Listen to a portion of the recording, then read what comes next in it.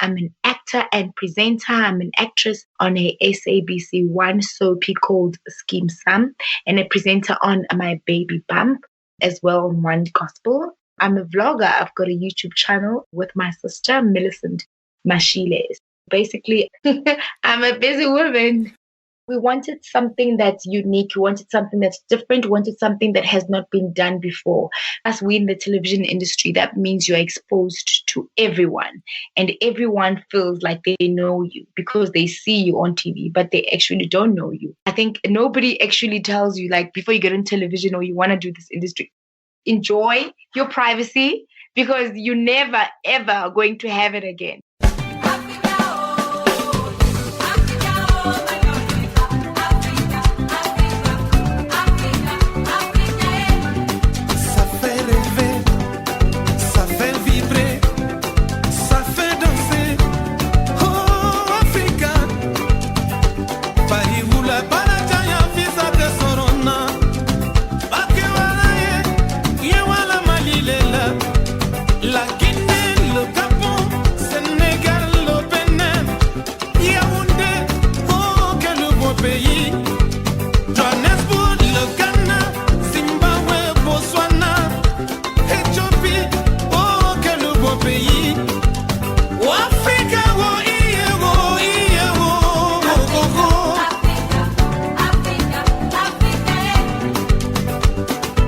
Hello, Africa.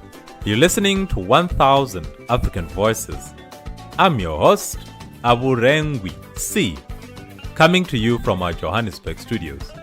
1000 African Voices is a program that profiles Africans of diverse cultures who have traveled and lived across the African continent and the world.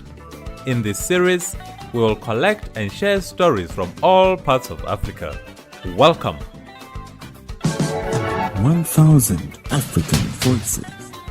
Hello, Africa, and welcome to another episode of 1000 African Voices. Today we're joined by Innocent Sadiki, who will shortly introduce herself to the listeners of 1000 African Voices.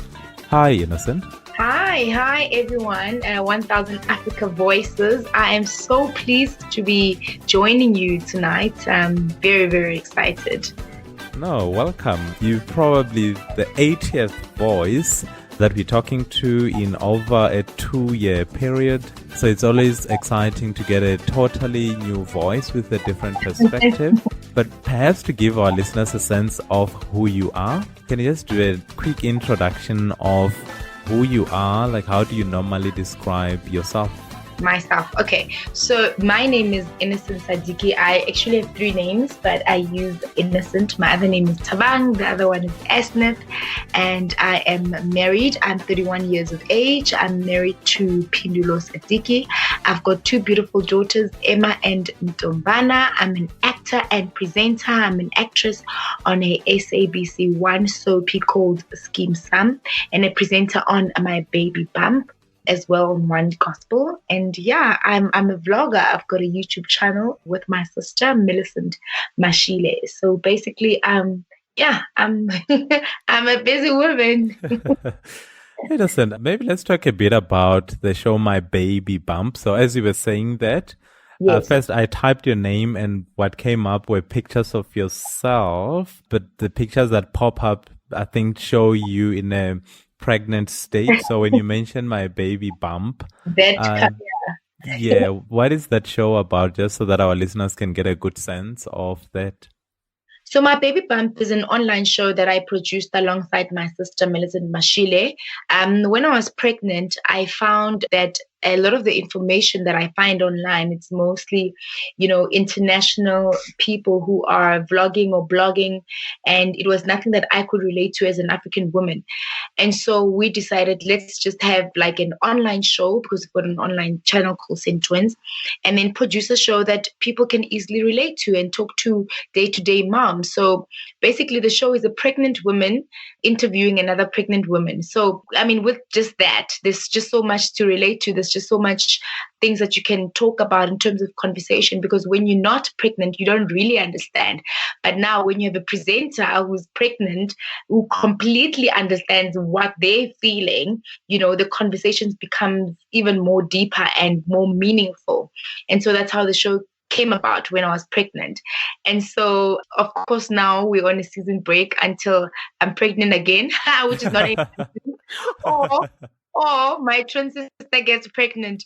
Alternatively, we're going to have to try and source for a pregnant presenter, and then maybe we can work on a season 3 for the show. Why is that a prerequisite? Why do you need to be pregnant to host the show? I mean, because for us, we wanted something that's unique. We wanted something that's different. We wanted something that has not been done before, because we do believe in breaking barriers and doing things that are innovative, and so that was one of the ways. And also, I mean, being pregnant, the dynamics are just so different, from you being like normal. And we just felt that it would be so nice to speak to someone who can fill your shoes, who understands what you're feeling.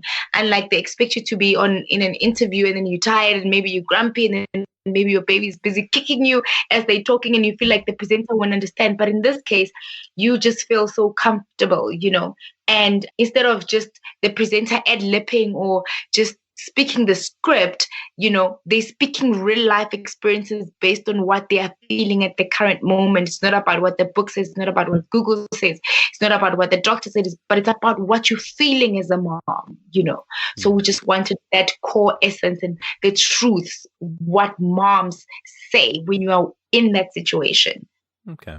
No, it makes sense. But as you're talking, I was thinking, if this show is very successful and you remain the host and you maybe go for 12 seasons, it's a lot of pregnancies.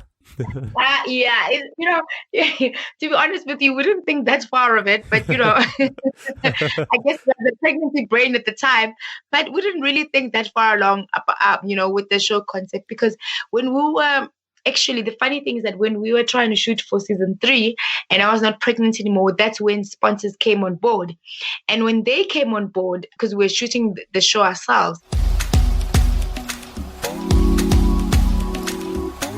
and then I was like, no, I'm not pregnant anymore. And they're like, no, we want you to be pregnant. And we're like, no, we'll do auditions and we'll look for a pregnant presenter. And they were like, no, we want you to present the show.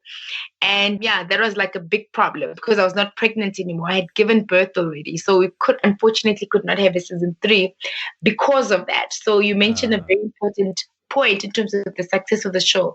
I do believe the show could have gone far, but unfortunately, they loved the concept. They loved how we had structured it. But yeah, I mean, God made sure that my baby has a safe delivery and I don't have to be pregnant forever.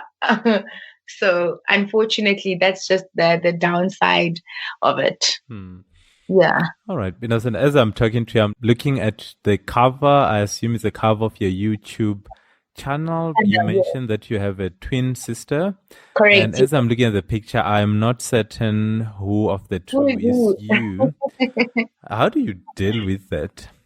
Shoot, I tell you now, we receive a lot of questions about how people see the difference between us. We actually did like a vlog, I think about 2 weeks back, if not 3 weeks back, about how people can see the difference, because it's a question we get most of the time. We actually quite different. Millicent's got lots of scars on her face. I've got more of a cleaner face. And then I think she's got like cute little cheeks that I don't have. And my face is more oval and her face is more round. I mean, I think if you know one of us really well, you will easily spot the difference between us. Yeah, as I'm sure you can, but I'm really having a difficult time sort of separating the oval from maybe the 5% more rounded face. It's really picking at nits. Your attraction to the media space. So you spoke earlier about Skeem. We've now talked about the YouTube channel that you have. What draws you to that world, the entertainment / media world? I've always had the love in the industry for as far as I could remember, being a little girl, being raised by my grandparents in Mamelodi. And all we could ever do with my sister was to record ourselves on the radio. And at the time, I remember there was a record button that said red and another button. You had to press two buttons to record it. We'd record ourselves. We'd come up with all these show concept, twins and this and that. We had all the names in the world. We'd record ourselves. And then after that, we'd sit in front of the mirror and imitate presenters and present our own shows in the mirror and compete with each other who's the best presenter, for a particular show. And so those are just the dreams that I've always had. I don't remember having a different dream but to be in the entertainment industry or seeing myself being as an actor or a presenter or a producer or even a director. And so it was up to us to make sure that these dreams are valid, because growing up for us, it was not a career to be an actor. It was not a career to be a presenter, to be on radio or television. It was just like, it's a hobby, But we soon realized as we grew that no, this can actually be a career. It's not an easy industry to crack into, but once you're there, things become a bit easier.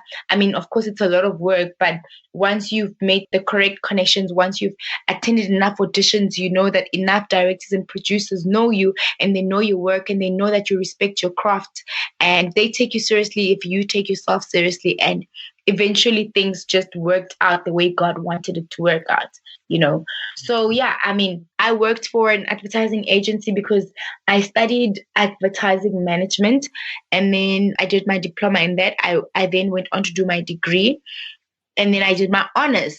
And then currently I'm doing my master's, but now with my master's, I'm doing it within the television industry, not within the advertising, although advertising is still television related, but it's more behind the scenes, creating commercials and then producing them and so forth. So I wanted something that's now directly within my field of work. And that's what I'm doing.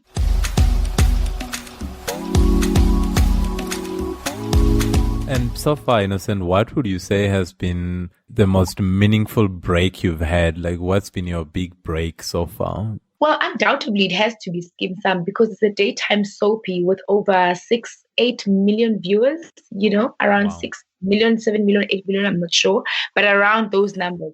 And so, I mean, I don't think I've ever been exposed to such a large number of an audience. And of course, being on a soapie, it's something that's more frequent, something that people see more. So people will recognize you better and know you. And I mean, of course, it's our African people that watch it. It's a petty-based soapie. And so you can imagine for us, Mina, I'm a Black female. So I'm an African. A lot of people who are African who watch this soapie will recognize you and will know you and will love you and will relate to you because we don't speak in English, we speak in Sepedi. And I just love that because I've always believed in embracing who I am. I encourage my daughters to learn and know their language. I speak to them in Venda because I'm like, you girls need to be proud of who you are. You need to know who you are. You need to know your history. You need to know your background. You need to be rooted in it, And so for me, had I not known my language, I wouldn't be on the soapie, number one, because I would just be like a model girl who doesn't know an African language. I would not even work in the industry because what the industry has done is that it's opened doors to people who speak their native language. You have your Zulus, your Bedis, your Xhosas, your Venda, soapies, and that's fantastic. I can't even imagine how I would even have a job had I not known how to speak my language or any other South African languages that are required in the briefs from directors and producers. So indeed, our country has evolved, especially within the entertainment industry. Yeah, and perhaps maybe for our listeners that are outside or don't have access to Skeem Saam, can you maybe just explain the concept as well as your role within Skeem Saam? So what character do you play and what is the show, the soapie about? So Skeem Saam is actually how can I say it, like a slang word or like a more informal word to say my friend, Skeem Saam. And so that's what the name of the soapie is. And the story, or the synopsis of the story, is based on three boys. So in the beginning, it was like Connect Mama Bola, it was Clement Maosa, and then why am I forgetting the other one? But it's based on three boys who basically grew up from school, and they grow up and now they're working and they've established themselves in terms of careers. So basically it encourages young people, and you see the journey of young boys from when they were young to going to school, to going to tertiary, and then to the working phase. And now there's another three boys that have come up, which is one of the boys is my son in the story. So these are the next three boys that are coming up within the story. So it's Clement, who's my son. He plays the character Clement. And then there's Goloi, and who's the friend to my son. And then there's Noah, who's a friend to my son as well. So these three boys, I'm sure they're going to now they're in high school, and then we're going to see them go to tertiary, and we're going to see them go and work. So it's basically based on three boys and their journey, and all of us, we're basically supporting them. So I'm the mother to one of the boys whose name is Clement, who's a teenager now. I was married to Clement's father, and his character name is Dennis in the story. And but currently we're going through a divorce in the story because he was physically and emotionally abusive.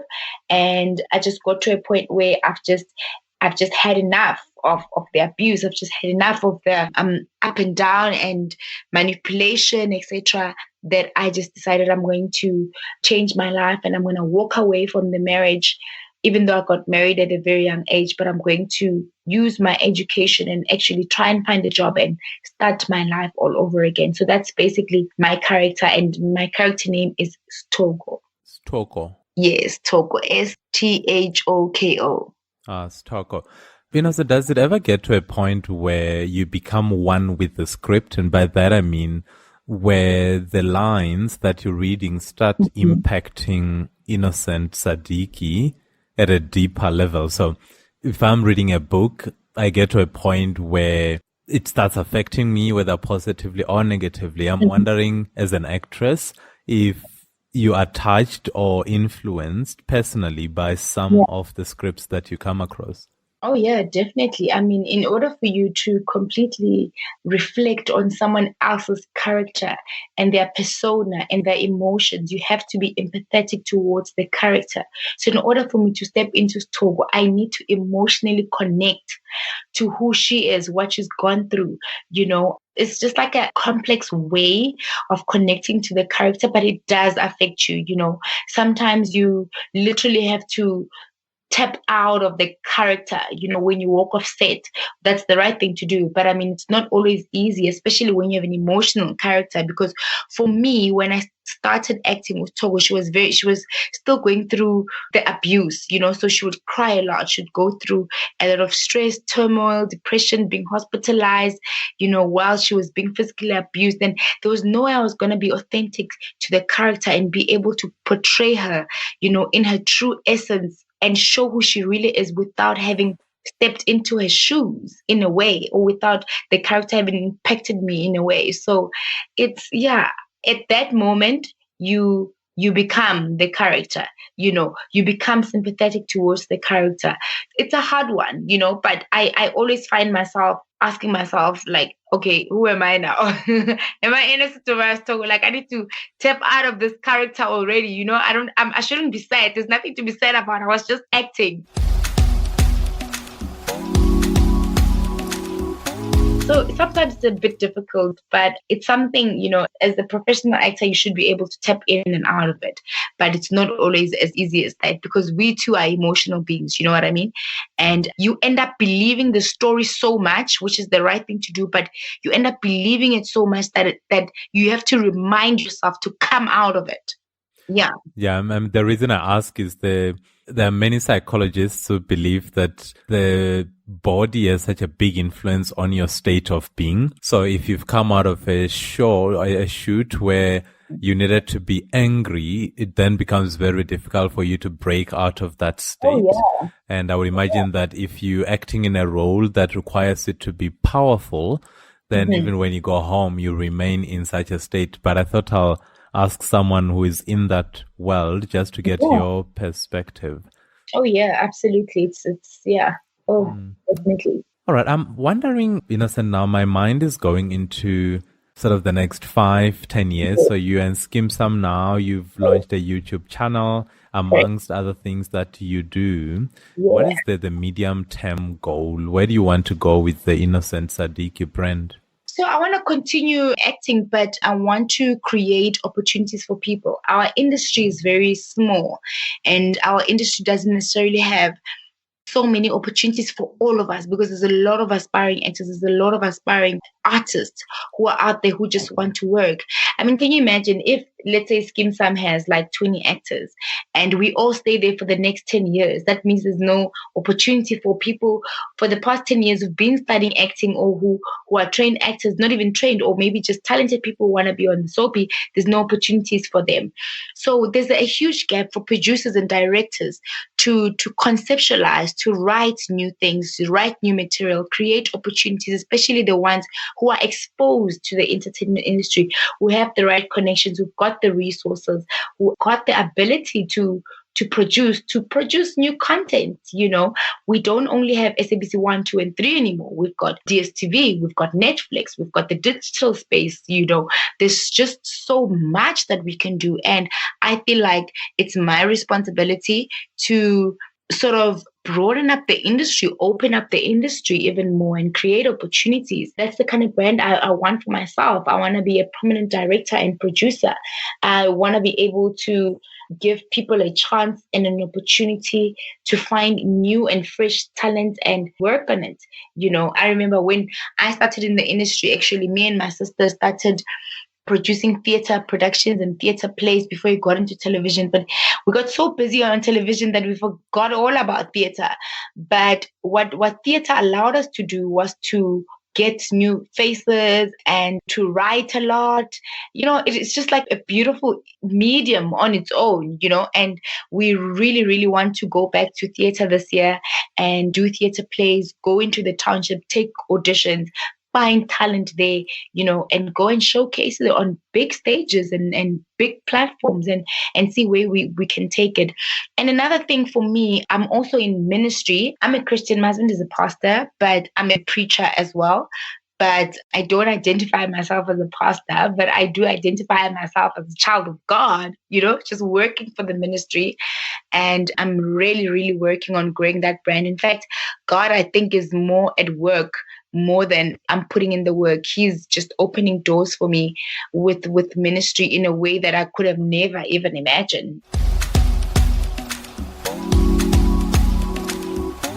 What's funny is that I've actually been in ministry since I was 19 years. I've been preaching since I was 19. I'm 31 now, and in 6 months I'll be 32. But I've never really taken it as seriously as I am now, And I find that the more faithful I am in ministry, the more God opens doors for me in every part of my work. And now I'm doing it all. I've always asked myself, how am I going to do ministry and be in the television industry? Because these two things are seen as opposites, but I'm doing it. And I guess God is also trying to educate people to show that it's possible, and it's working perfectly for me. So I see myself, as a well-known preacher, young female preacher, dynamic, powerful, I must say, preaching the word of God out there, and still being in the entertainment industry, being God-fearing and being confident, being proud, and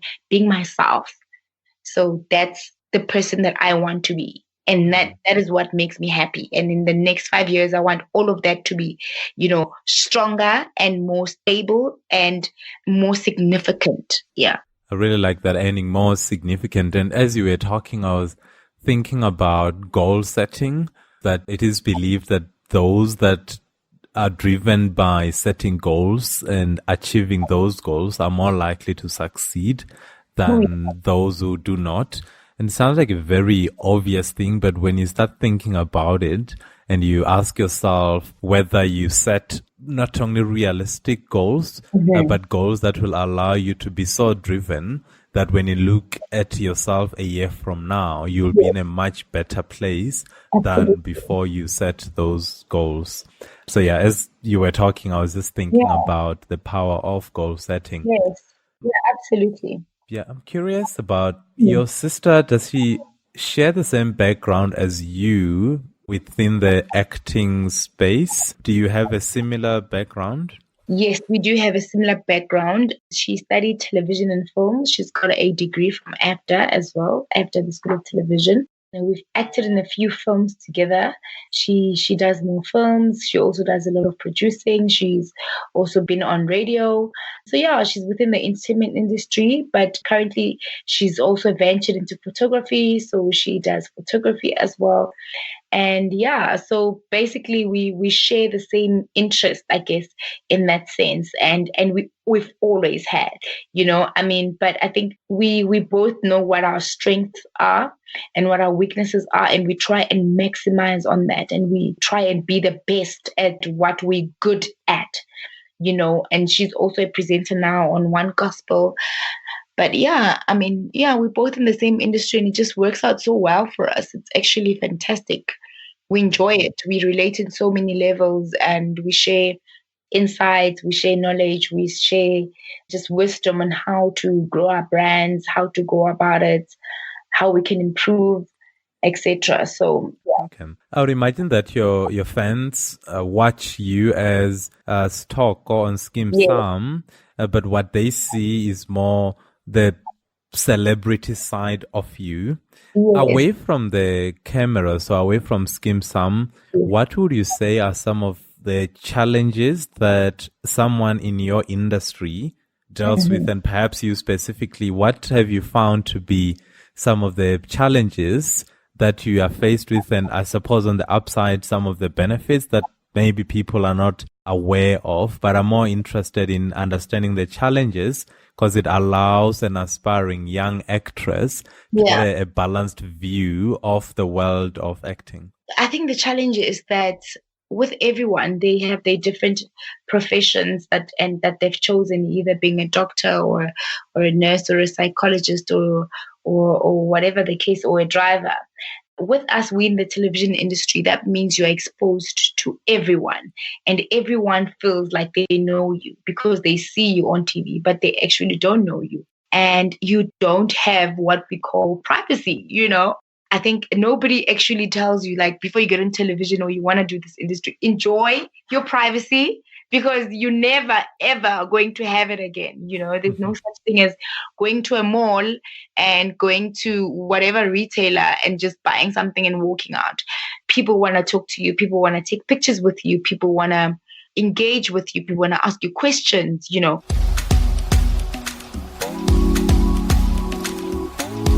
And so for me, I wouldn't necessarily say it's a challenge. I would say that, being in our industry, you need to love people. The only thing is that sometimes people don't understand. Ne? So it's actually funny. It's not really a disadvantage, but you'd be having dinner with your family. People want to take pictures and you don't want to turn them down because they're so excited to see you. You know what I mean? Like for me, I just had a small baby and I'd be with the small baby. I'm trying to do my thing. I'm just like, okay, if I take pictures with you, where am I gonna put this child that I'm carrying? So it's just those small dynamics really are really a challenge. You have to choose well the places that you go to because some people love your character and some people don't. People believe everything that they see on television. If you play a character that people don't like or you're a thief in the story, people are going to see you as that. For me, I was a victim of abuse, and a lot of moms or women who can relate to me sometimes would just come and just like cry and they forget that I was acting that way. To them is you've been through an abusive marriage like me. We're going through a divorce and you have to try and relate to that. I think that's the unfortunate part because when at that time you're not so anymore, you're innocent. Your work follows you. That's what I can tell you. Your work follows you. It's with you all the time. You are the character. You live the character. People don't know who innocent is. They know who Sthoko is and they relate to Sthoko. And sometimes you have to cry with them and sometimes you have to laugh with them and sometimes you just have to give them, attention Yeah. and hear what they've been through. And also, it's a lot of work, learning scripts, understanding dialogue, working with other actors. Sometimes the hours are long. So if you want to get in this industry, you have to be very serious about it, and you have to really know that this is what you want to do. You have to be invested 101%. You have to be focused, you have to be driven, and you have to love it. You have to love it. Otherwise you're going to be frustrated. So for me, I don't really have serious issues, but those I think are what I can highlight on from the top of my head. Yeah, I suppose for those that are not in the public domain, the one thing we don't value is probably privacy, sort of your own time, the ability to go to a shop, get oats and milk and go back home without someone bothering you or asking you for a picture. I would imagine that if I had to go through that every single day, there'll come a time when my level of frustration will exceed the level of patience that I have. But it sounds like for you, because it's the space that you wanted to be in for so long, it sounds like you were prepared enough that you are able to deal with that sort of part of the job in a way. Yeah, I don't think you can fully be prepared. You think, okay, at first you enjoy the attention, right? And then as you have the attention, you realize it's not all glamorous. Because remember, you can't judge people, but people have different personalities. Some will be respectful, some won't. Some will ask, some won't ask. Some will be rude, some will be nice. Some will criticize and some will compliment. I think that's what the challenge is, because people feel like just because you are on television, they can say whatever they say to you because they feel like maybe they own you or what, I don't know. And that's something that I have picked up, maybe, just being with other actors and sometimes how they will refer to you, they sort of attach everything that's around your character with you. And they want you to be that person that you are on television. If you're not that person, they feel like you're being rude. And you're thinking, oh, well, I left my character in studio. This is who I am. Yeah. So I mean, this is what I'm saying. You can never be fully prepared. All you have to do is to just love people. You'll be fine. You'll be fine.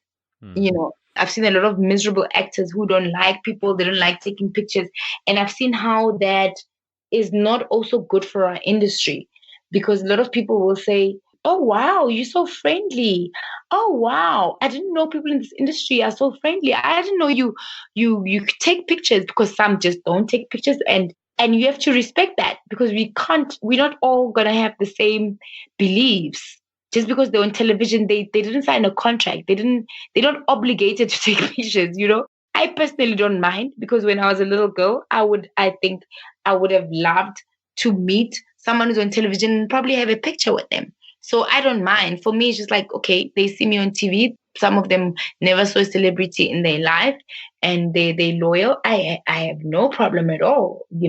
I'm happy to make someone else smile and to give them a hope, and laughter and pride to say, here's a sister who's making it. I can also do it. It's possible. If we can walk in this mall together and you could follow your dreams, I can too. So it's about impact. As we're about to wrap up, Innocent, those who want to follow you, those who don't have, suppose the luxury of bumping into you wherever you stay, how can people still reach out to you, be it on YouTube or Twitter or whatever social spaces you are available? How can we connect with Innocent Sadiki? Okay, so I'm on Instagram, Twitter, as well as Facebook and YouTube. But on Instagram, it's Ino Sadiki. So it's INNO SADIKI. So it's Ino Sadiki on Twitter as well as Instagram. And then on Facebook, I've got a page called Innocent Sadiki. And then on YouTube, it's Saint Twins TV. That's where I am. Saint Twins, that's CENT and then TWINZ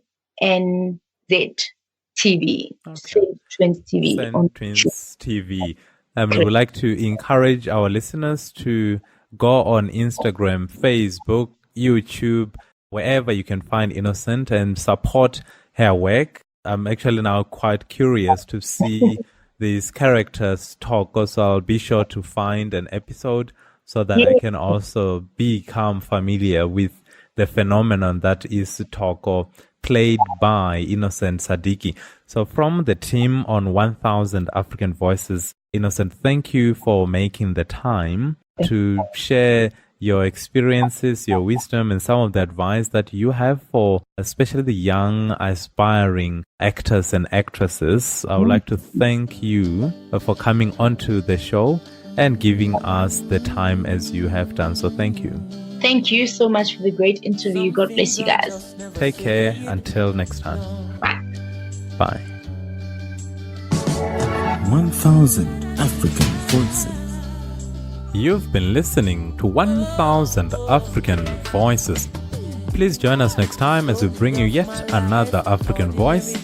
1000 African Voices is produced by Aburengwi C. Sam Ganich is our sound engineer, with our head researcher Jones Maleka. The intro soundtrack for the show is by the legendary Salif Gator from his 1995 album Forlorn. The song you're listening to right now is by Chronix, and the title of the song is Legend. For more information, including the contact details of our guests, please visit us on our website www.1000africanvoices.com. You can also subscribe to our show on iTunes by searching for 1000 African Voices. We are also available on Stitcher.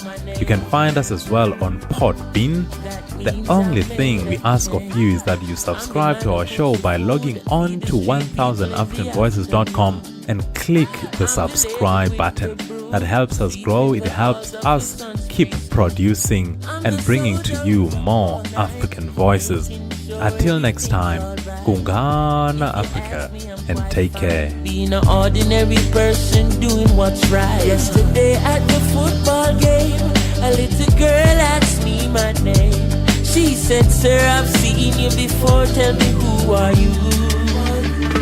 I said, "I am a legend that you never heard of before." I said, "I am a lion, but you never heard me roar. I am a hero that nobody celebrates. But if one person remembers my name, that means on the ocean of fame I'm an unknown sailor. I'm the percussionist playing with the whalers, the one with the shaker, the mover and shaker. My name wasn't on the front of the paper, but me not cater. Much more than the work is greater. Creation glorifies creator. So all deeds done are in the name of my maker. I am a legend that you probably never hear about. Words from the lion's mouth. I am a hero that nobody celebrates.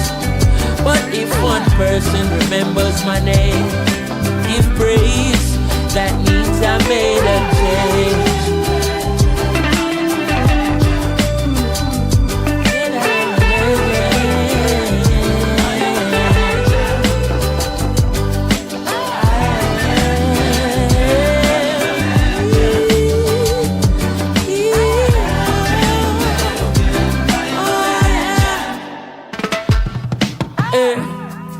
Story of my life, ordinary person just like you. If you take a look inside, you see the great things that people do. We're out here changing lives day and night, day in, day out. BBC don't show it, CNN don't show it. He's out.